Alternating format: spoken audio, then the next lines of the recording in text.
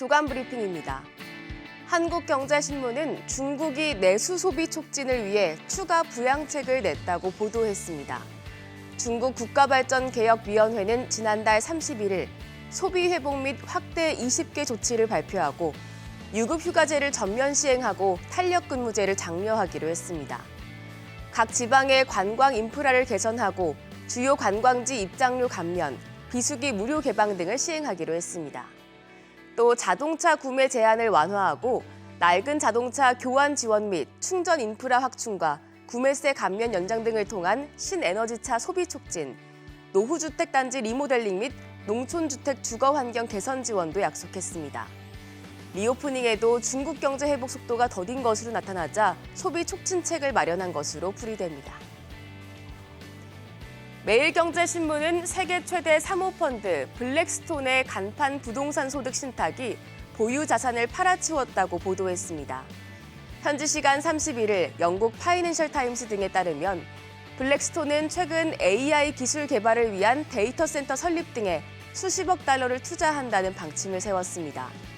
이를 위한 비용을 충당하고자 블랙스톤은 적극적으로 부동산을 매각하고 있습니다. 블랙스톤은 미국 라스베이거스에 보유하고 있는 카지노 두 곳의 지분 49%와 미국 텍사스에 위치한 8억 달러 규모 리조트, 22억 달러 규모 셀프 스토리지 등을 매각한 것으로 알려집니다. 블랙스톤이 본격적인 유동성 확보를 위해 최근에 팔아치운 자산은 100억 달러, 우리 돈 약 12조 7,300억 원 규모로 집계됐습니다. 블랙스톤은 AI 시장의 잠재력을 한 세대에 단 한 번 찾아오는 기회 수준으로 평가하고 AI 기술 개발을 위한 새로운 데이터 센터를 구축하는 데 최소 80억 달러, 약 10조 1,700억 원 이상을 투자할 계획이라고 파이낸셜 타임스는 전했습니다. 이어서 조선일보는 홍콩 H지수를 기초 자산으로 하는 ELS, 주가 연계증권 상품에서 40% 가까운 원금 손실이 발생했다고 보도했습니다. 2021년 초에 한 시중은행이 판매한 이 ELS 상품은 가입 기간 홍콩 H지수가 35% 넘게 급락하지 않을 경우 약정된 원금과 이자를 지급하도록 설계됐는데 가입 당시 11,000선을 넘겼던 홍콩 H지수가 지난 7월 6,000선대로 떨어지면서 손실을 냈습니다. 금융당국과 은행권에 따르면 이번에 손실을 본 ELS 상품은 총 103억 원어치가 판매됐고 지난 7월 만기에 40억 3천만 원의 손실이 발생했습니다. 원금과 비교한 손실률은 39%입니다. 5대 은행이 판매한 홍콩 H지수 연계 ELS 상품은 내년까지 13조 원 넘게 만기되는데 이에 따라 지난 31일 6,899.31로 마감한 홍콩 H지수의 향방에 따라 내년 만기되는 상품의 수익률이 결정될 전망입니다. 매일경제신문은 중국 광물 패권에 대한 서방의 견제가 심화되면서 사우디아라비아가 광물 시장에 큰 손으로 떠오르고 있다고 보도했습니다.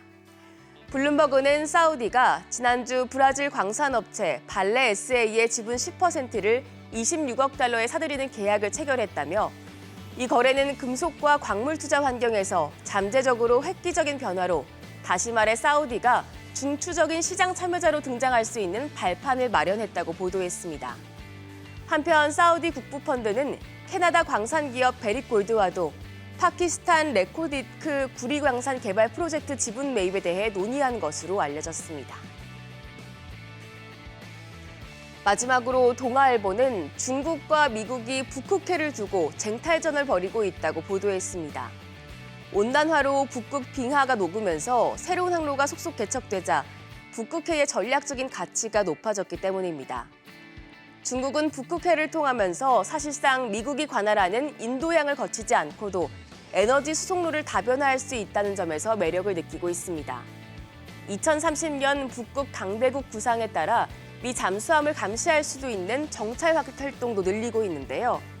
미국은 중국이 북극해를 전략 거점으로 활용할 것이라는 점을 우려해 북극해에서 중국의 움직임을 추적하고 있습니다. 그리고 세계 전역에서 주요 세력의 도전을 겨냥한 해상 작전을 뜻하는 항행의 자유 작전을 북극해를 확대하는 방안을 검토하고 있다고 합니다. 북극해 일대의 신냉전 구도가 가속화하면서 이 지역에서 치열한 자원과 안보 경쟁이 벌어질 것이란 전망이 나옵니다. 지금까지 조간 브리핑이었습니다.